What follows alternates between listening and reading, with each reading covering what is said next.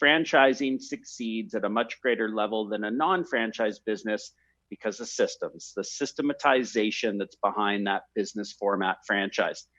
I love nothing more than watching people grow.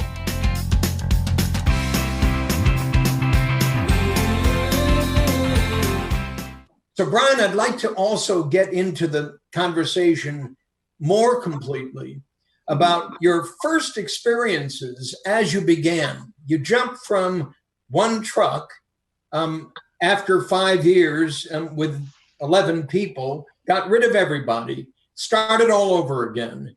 You didn't become a franchise immediately.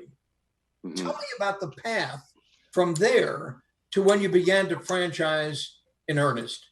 Yeah, great question. So what I did is I started to, I'd read the E-Myth Revisited, and I got the whole set your business up like a franchise, even if you don't ever anticipate you will franchise, because... Say that again. That's really, really important for all of you. Set your business up as a franchise, even if you never think that you'll actually franchise, because franchising succeeds at a much greater level than a non-franchise business because of systems, the systematization that's behind that business format franchise. So what I did is I really said, okay, how do I document every process in my business? How do you load the trucks? How do you find new staff? How do you interview those new staff to make sure they fit with your values? How do you price jobs? How do you market the business? Everything became a one-page best practice.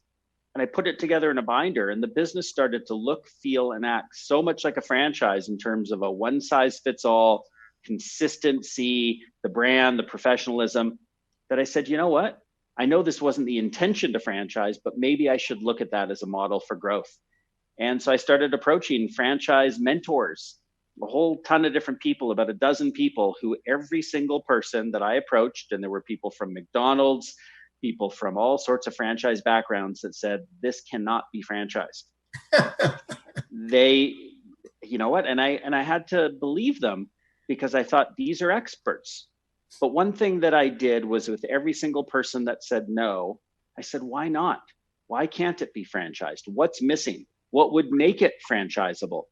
So curiosity got me to answer those questions, retool the model. And when I went back to a few of them to say, well, what do you think now? Now that we have a call center, now that we want to do the booking and dispatch so that franchise partners can focus on pounding the pavement and driving sales, working on the business, not in it, would those things make a difference? And people started to look at this FedEx junk removal model and said, you know what, Brian? I know I told you it can't be done. I now think it can. And that gave us permission. It gave us hope. And off we went to create the FedEx junk removal 1-800-GOT-JUNK. And your first franchise was where? First franchise was in Toronto. So thousands of miles away from Vancouver on the west coast of Canada, where we're based. I had a fellow named Paul Guy. I talk about him in WTF, the book. And he was my operations manager. We worked together, we butted heads because we never agreed on anything. And he was a smart guy, but it became a challenge. And I remember one day he was sitting, back in the days when we had private offices, now it's all a big open office environment. He was in his private office, and I went in and had a chat with him, and we disagreed. And I said, this is difficult. I don't think this is working out. And he said, well, what do you want to do? And I said, I think you should leave. And he said, when do you want me to leave? And I said, how about now? And he said, okay. And he never left. And three days later, I came back in and I said, I got an idea. First of all, it's weird that you're still here. Sitting there.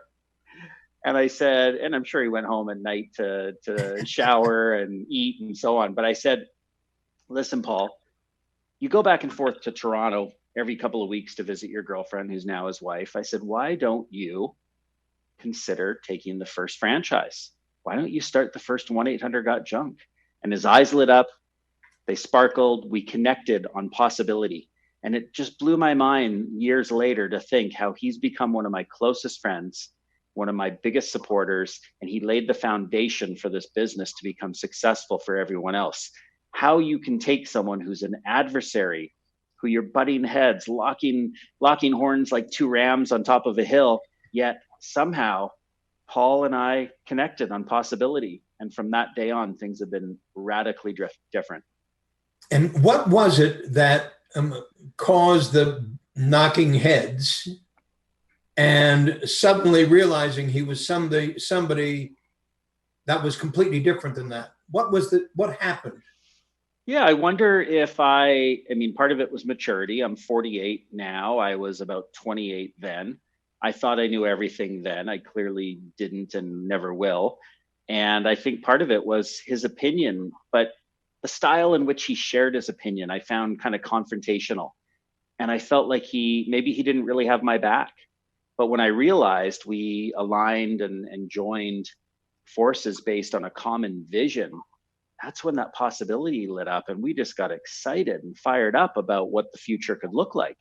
And we wanted to do this together, and we did, and it somehow changed. I mean, I don't know if at the time I got so excited because I wanted him out of my office, and this was the only way to do it, but man, it send worked him out. thousands of miles away. Exactly. Get as far away from me as you can, Right. and go run a business far away. But you know what? It's been amazing. He did $1 million in revenue in his first full calendar year with 1-800-GOT-JUNK. I did $1 million after 8 years. So here I am, a competitive guy. He goes out and does it 8 times as quickly as I did. And that's part of what made me go, wow, we are on to something. We've got systems and processes that are now starting to scale.